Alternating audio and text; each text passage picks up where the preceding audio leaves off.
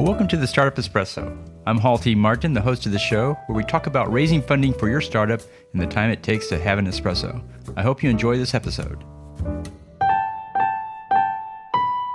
Hello, this is Hall T. Martin with the Startup Funding Espresso, your daily shot of startup funding and investing.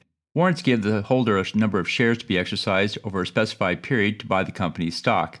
Warrants play a key part in venture debt. Companies offer warrants in exchange for a lower interest rate on the debt. Investors offering venture debt use warrants to gain access to the equity upside of the business. As long as the company is solvent, the warrant will have some value. Warrants are often offered at levels below the current market price. There are challenges with warrants. They are tied to the performance of the company's stock price, which fluctuates. They don't last forever as they have an expiration date. They don't give the investor any control rights in the company, and they don't offer any dividends. Venture debt providers typically offer debt at 10 to 20% warrant coverage. Warrant coverage is the portion of the loan taken in the form of warrants. Thank you for joining us for the Startup Funding Espresso, where we help startups and investors connect for funding. Let's go start up something today.